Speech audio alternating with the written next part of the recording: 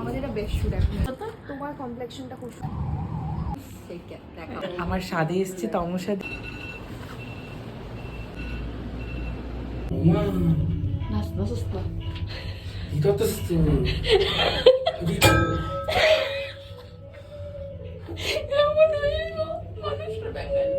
এত সুন্দর গান বাজতেছে, নাচতাম না। মাই গড, আমি এখন মাংস ভাত খাবো। তুই খাবি?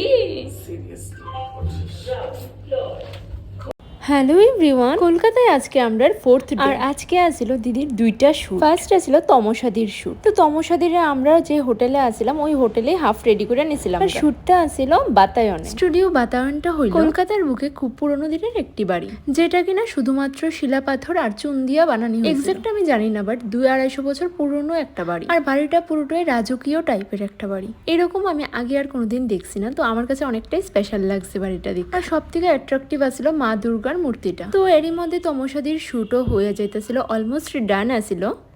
না কিছু বলো না, ভিডিও করে ভিডিও করে। তোমার কমপ্লেক্সনটা খুব আমার না, থ্যাংক ইউ। ওরটা তো না, এইদিকে না ওইদিকে।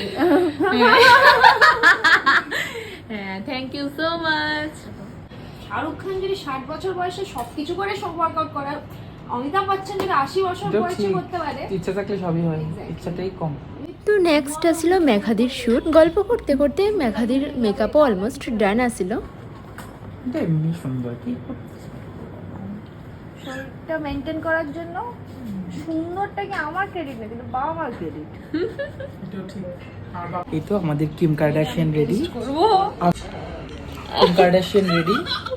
এখন আমি কাইলি জানার, আমিও রেডি হচ্ছি। দিন কিন্তু পারবি না, সেদিনের টাকা পাইবি তুই।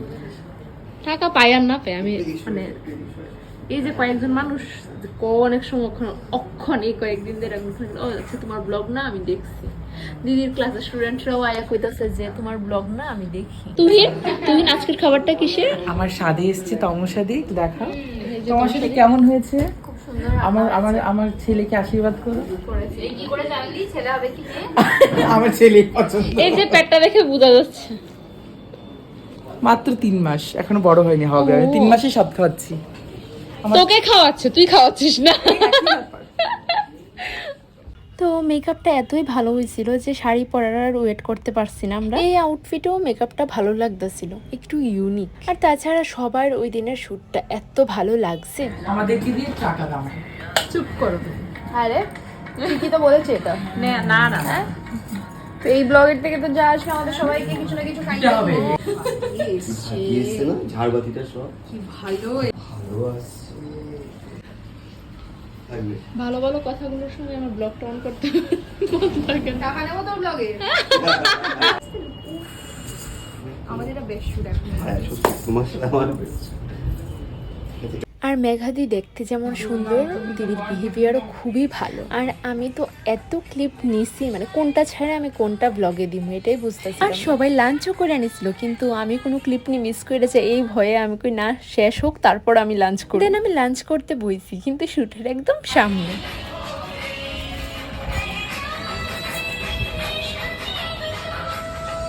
না সব চেন বড় মুখে দিয়ে দাও। হ্যাঁ রাইট থাকবে। না আমিও চলে গেছে। দেখা হবে। টাটা। পাঠাচ্ছিস ব্লগে যা টাকা, এই ব্লগ থেকে তো না না আসবে না। আসবে, টাকা পাঠাতে হবে না, তুই খাবার খাইয়ে দিলেই হবে। ঠিক আছে, আমাদের এই আগরতলা যাবে কোনো এক সময়। বাবা তুই ব্লগ বানিয়ে টাকাকে আমাকে আগরতলা নিয়ে যাবো। না না যাবো তাহলে আগরতলা যাওয়া আসার টিকিট। হ্যাঁ ঠিক আছে কোনো একদিন যদি এরকম আমি ইয়েতে যাই তাহলে ঠিক আছে। দেন শুট শেষ হওয়ার পর আমরা একটু এসপ্ল্যানেডে গেছিলাম, কিছু কেনাকাটি করার আসছিল। তারপর হোটেলে আয়া পড়ছিলাম। আর তারপর কি সুন্দর একটা ওয়েদার হয়েছিল, আর আমরা তো সারাক্ষণ ব্যালকনিতেই দাঁড়িয়ে আসছিলাম। আর এইদিকে দেখো দিদি কি করতেছে। তারপর হঠাৎ রাস্তার দিকে তাকায় দেখি অনেকগুলি ছাগল নিয়ে যেতেছিল, বাট কেড়ে জানি না। তো আজকের ভিডিওটা এই পর্যন্তই। সবাই ভালো থেকো, সুস্থ থেকো। দেখো কি সুন্দর বৃষ্টি।